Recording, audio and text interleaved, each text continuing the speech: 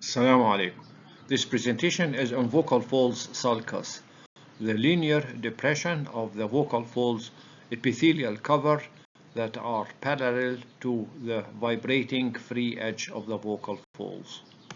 These linear furrows in the epithelial cover of the vocal folds can have variable depth. They can reach as far as the vocal ligament and beyond to the thyroarytenoid muscle, or they can be superficial with only a small dip into the superficial layer of the lamina propria. They were first reported by an anatomist, which is not surprising given that the incidence of sulcus vocalis in cadaveric larynxes could reach as high as 20%. Only very few percentage of them would be symptomatic and would present to an ENT surgeon or a laryngologist. It's considered one of the most difficult lesions to diagnose and treat in the vocal folds pathology. They cause glottal dysfunction with impaired glottal closure, a breathy component to the voice, and consequently vocal fatigue and phonoathenia. They also stiffens the vocal folds, and the mucosal waves would be disordered, and the voice would have a higher pitch and would be perceived as rough and breathy. A widely accepted classification of the sulcus vocalis was proposed by Ford in 1996. It's based on the depth of the invagination of the epithelial cover into the vocal fold substance. It's useful because it correlates well with the severity of the patient's symptoms, and also correlates well with the type of prognosis after treatment. These are coronal sections in the vocal fold substance, showing the body, the core of the vocal fold formed by the vocalis part of the thyroarytenoid muscle, and the vocal ligament formed by the deep and the intermediate parts of the lamina propria, and the superficial part of the lamina propria in pink. And type 1 is just a small depression of the epithelial cover into the superficial part of the lamina propria, the rhinx space. In type 2, it dips, invades further into the substance of the vocal ligament, and in type 3, it penetrates the vocal ligament and reaches the vocalis muscle as well. The type 1 sulcus vocalis is termed a physiological sulcus. It is just a minor dip of the epithelial cover into the rhinx space, the superficial part of the lamina propria. It does not reach the vocal ligament and does not cause much of a voice disturbance. Stroboscopy would only show mild mucosal wave abnormalities, and the treatment could be conservative in the form of speech therapy. Type 2 sulcus vocalis is sometimes called type 2A or sulcus vergeture. The basic problem here is a defect in the superficial part of the lamina propria, either failure to develop congenitally or atrophy of the superficial part due to repeated phonotrauma, injuries to the vocal fold, or even inflammatory processes. This will cause the epithelial cover to reach the vocal ligament, and this is going to cause disturbance to the mucosal wave and affect the voice. Stroboscopy would show moderate mucosal abnormalities, and the voice would also be affected, being a bit breathy and also rough. Type 2 sulcus vocalis would cause bowing of the medial edge of the vocal fold, and if it is bilateral, there would be a spindle-shaped phonatory gap during adduction. It was termed sulcus vergeture as it has some resemblance to the skin condition with the same name, the name of vergeture, which is a skin stretch mark. In the earlier classifications of the Sulcus Vocalis, as the one proposed by Boucher and Cornett in 1985, they divided the Sulcus Vocalis into two groups: the true Sulcus Vocalis, which corresponds to an open epidermoid cyst, with the bottom of the cyst reaching the vocal ligament and transgressing the vocal ligament itself, while the second division was the sulcus vergeture, which corresponds to a more superficial type of a sulcus in which there is dipping of the epithelium reaching the vocal ligament due to the atrophy of the superficial part of the lamina propria and the overlying mucosa. Type 3 sulcus vocalis is sometimes termed type 2b or a classic sulcus vocalis. This is the most deep of the three types of sulcus vocalis. There is a focal pit that extends through the superficial part of the lamina propria, the vocal ligament, to reach the thyroarytenoid muscle itself. And this is going to cause a marked disturbance of the mucosal wave. There will be a significant mucosal wave abnormality on stroboscopy, and would also the phonatory gap would now reach more than 3 millimeters. This would result in a breathy and a rough voice that is occasionally high-pitched because of the stiffness of the vocal folds. And this will also be associated with voice fatigue and effortful phonation that are common complaints for this deepest type of sulcus vocalis. This type 3 sulcus vocalis, so-called the true or the classic sulcus vocalis, is considered by some authors as an open epidermoid cyst. It's assumed that an epidermoid cyst could have formed underneath the vocal cover, the vocal fold cover, from phonotrauma or from congenital remnants, and this epidermoid cyst would eventually open up, discharging some of its content, but leaving the body and the neck of the cyst behind. The epithelial cover would be hyperkeratotic in parts, and the pit itself would be full of keratin debris. And this pit would now become the true sulcus vocalis. The etiology of sulcus vocalis remains controversial. Some authors believe it is of congenital origin and argue that the condition was diagnosed in many children, and that even in patients who present later in life with the condition, they can date back the onset of the dysphonia to their childhood. The condition runs in many family members and has been associated with other congenital malformations in the larynx as well. In one remarkable case report, a patient who presented with sulcus vocalis had 4 other brothers. 3 of them had the same condition. This and other reports added argument in favor of the congenital origin and led to some reports like Martins et al., who suggested that the condition is actually autosomal dominant in inheritance.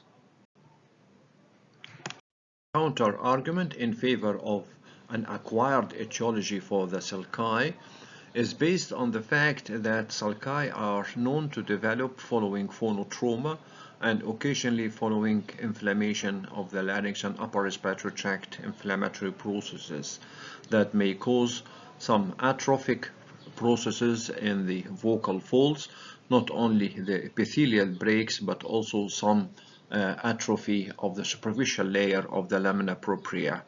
When the epithelium regenerates into the defective superficial layer, it can dip and form a sulcus.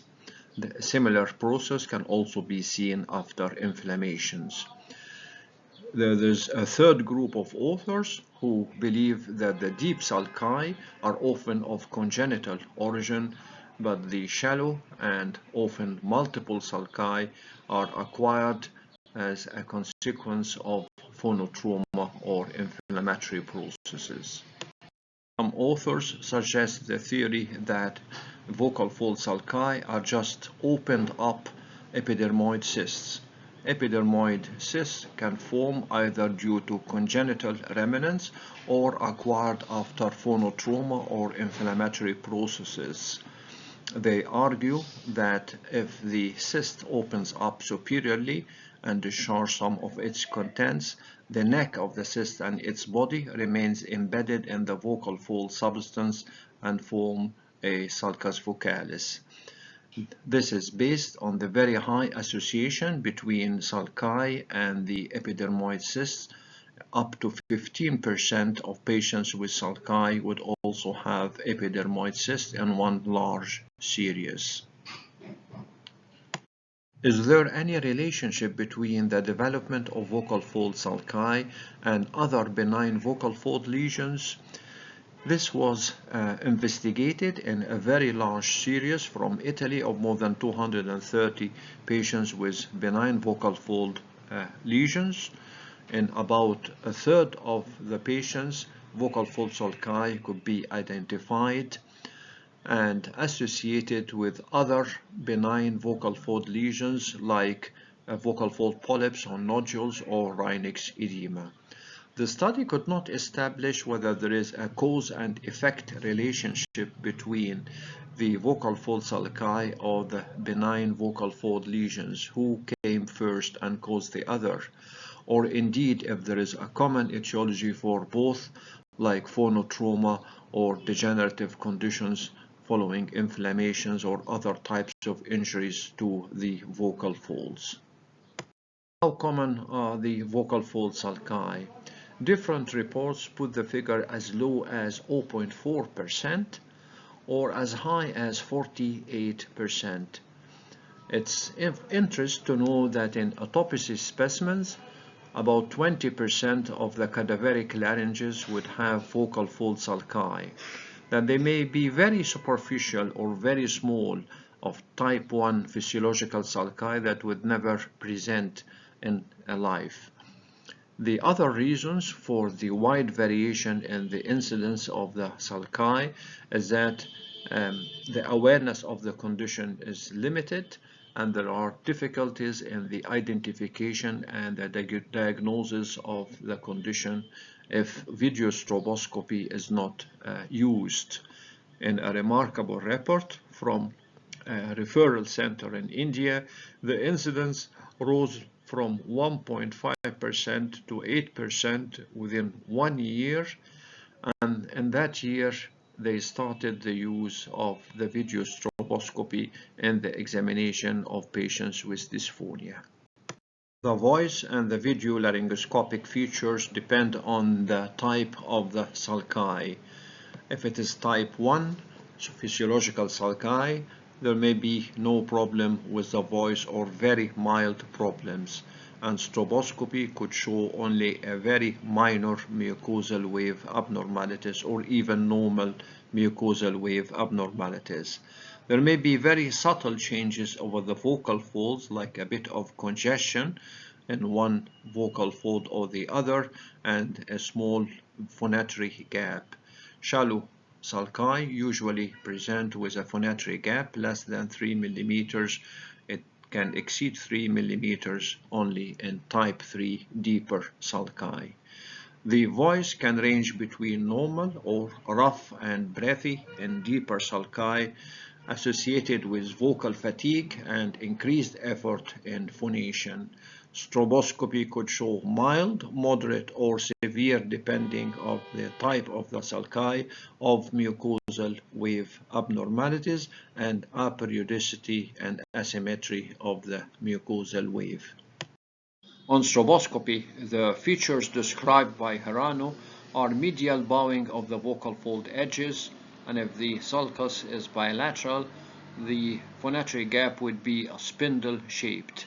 The mucosal wave would have a reduced amplitude, and there would be irregularities in the mucosal wave, particularly in the area of the sulcus itself.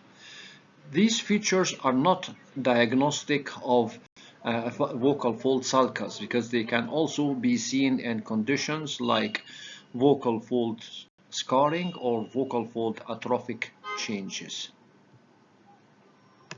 Dysphonia in the case of sulcus vocalis patients are caused by the glottic insufficiency due to the bowing of the vocal fold edges and the stiffness of the vocal folds due to the presence of the sulcus and the degree of its penetration into the vocal fold itself.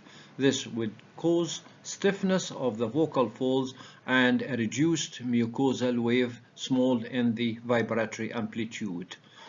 On acoustic analysis, the fundamental frequency would be higher due to the vocal fold stiffness. Jitter and shimmer would also increase, and the harmonic to noise ratio will be reduced due to the increased amount of noise in the signal.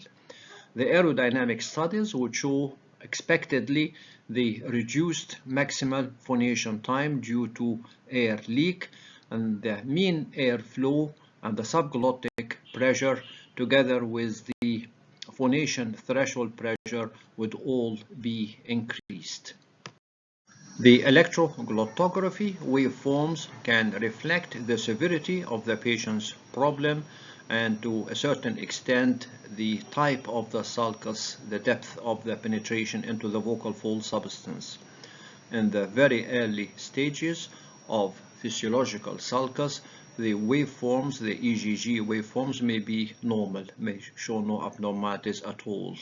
With progression of the severity, there may be a reduced amplitude of the waveforms, and ultimately there will be some prolongation of the open phase in relation to the closed phase of the vibratory cycle.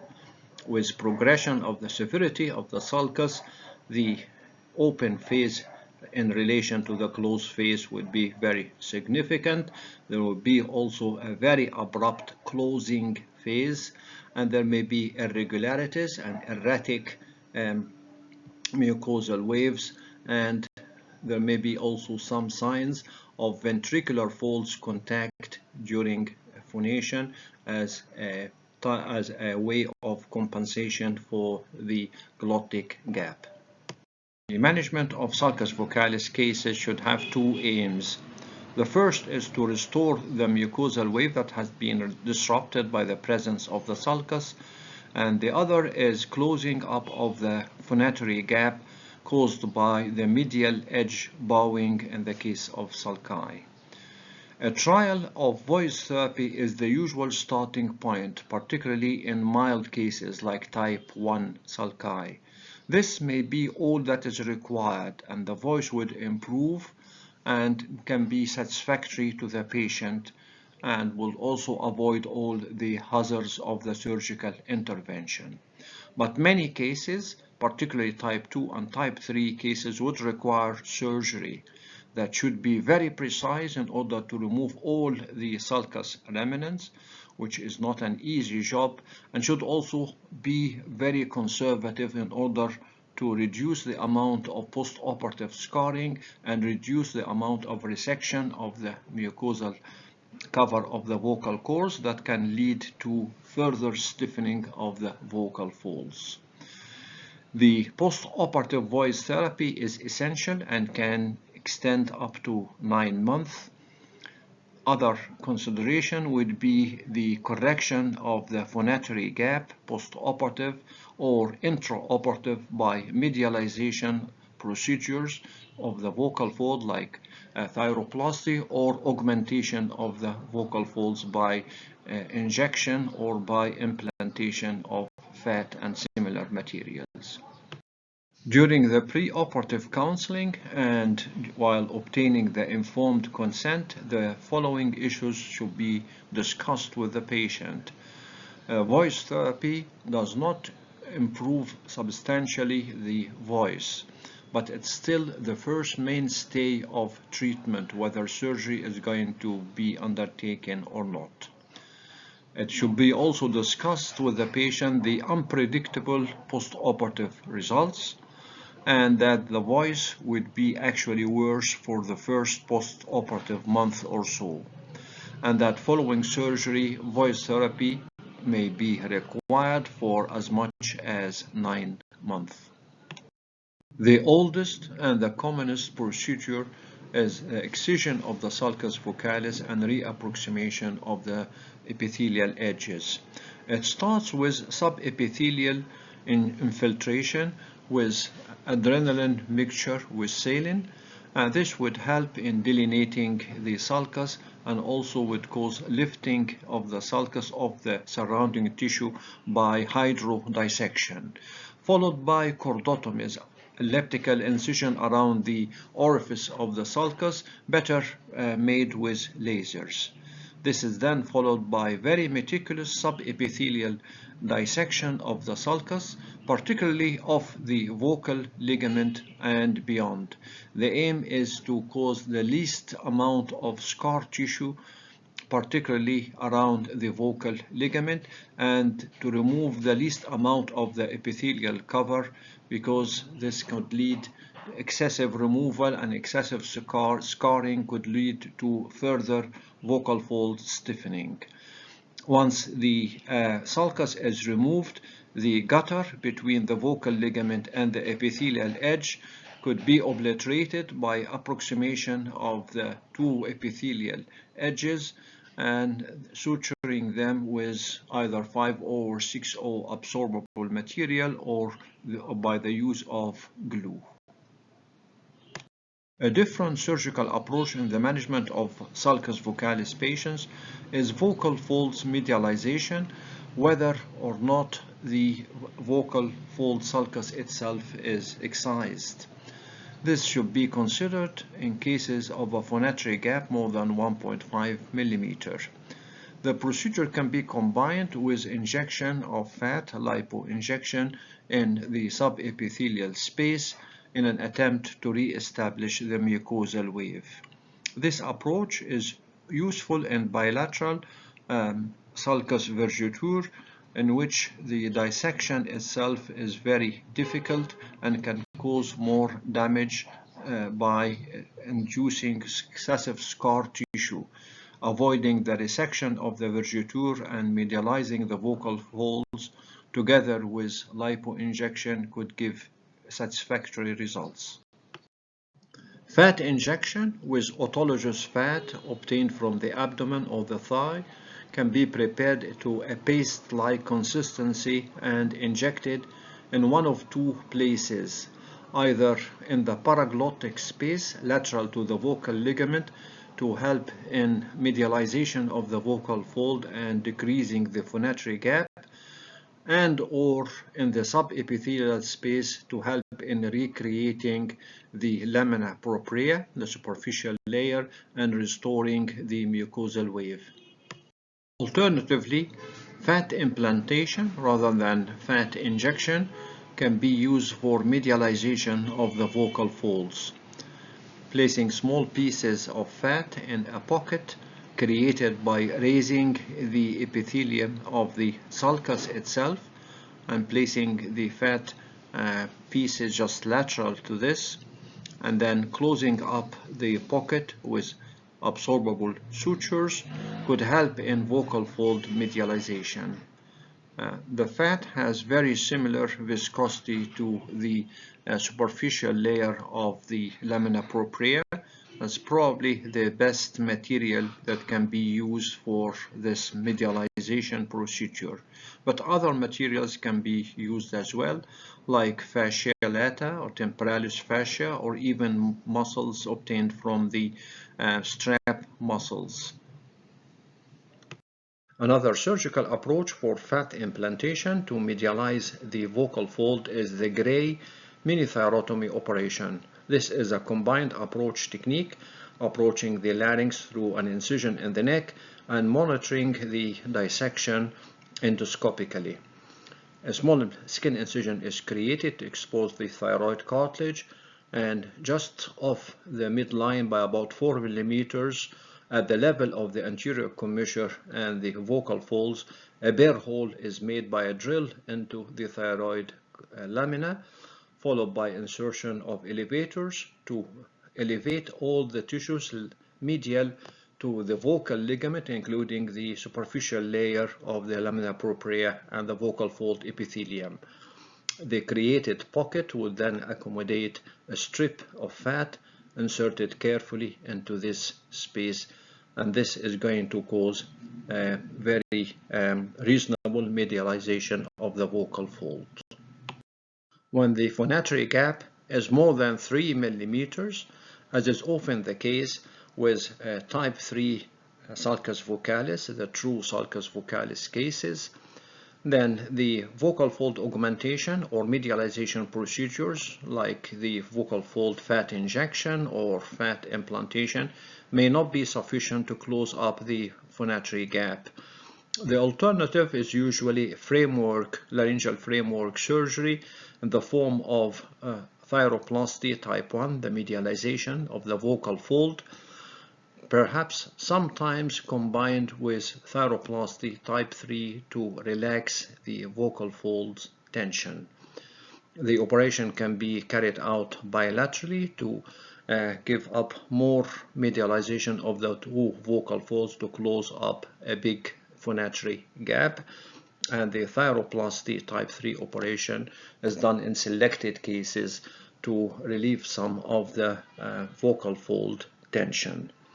This is going to sort out the problem of the phonatory gap and the air leak, and the voice would no longer be breathy and weak with voice fatigue, but the voice would still remain rough because the sulcus itself, it remained inside. The vocal folds can adduct more efficiently, but the vocal sulcus remains inside, causing the stiffness of the vocal fold.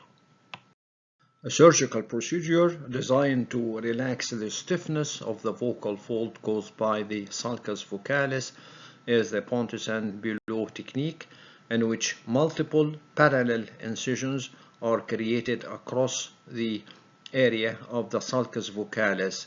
In effect, this acts like multiple Z-plasties, and this would relax the stiff vocal fold and help in a better vocal fold approximation during phonation with less vocal fold tension and stiffness. How good are these different surgical procedures in improving the voice subjectively and objectively? Reports about the Ford excision of the sulcus technique or the Pontes and Behlau technique of vocal fold relaxation showed improvement subjectively and objectively. Most patients had some improvement in their voice. Also, reports about the results of fat implantation came from Satalov and again showed improvement in the voice signal and limited return of the mucosal wave. Patients who have the fat implantation may have a very slow progress up to about 18 months before they achieve the maximum improvement post-operatively. Most patients would expect significant voice improvement from any of these techniques, but the voice is not going to get back to normal. It would only be better.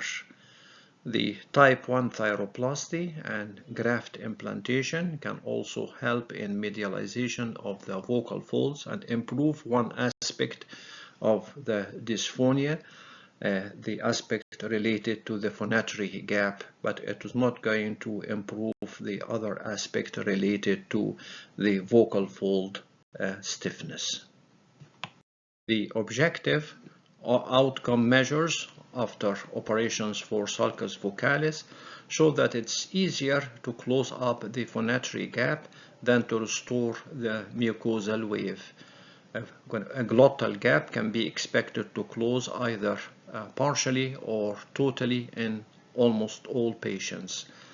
The mucosal wave can be relatively better, but it would still be reduced. The loudness of the voice can be regained due to the closure of the phonatory gap, and there may also be a slight reduce in the pitch and some improvement with the voice range. It would widen a little bit. So patients can expect a better voice if they have only one sulcus vocalis, unilateral sulcus. That's easier to sort out because of the smaller glottal gap. Post-operative voice therapy is essential and resulted in further improvement in the subjective and the objective voice outcome measures and in the restoration of the mucosal wave. By this, we come to the end of this presentation on the vocal folds sulcus. Assalamu alaikum.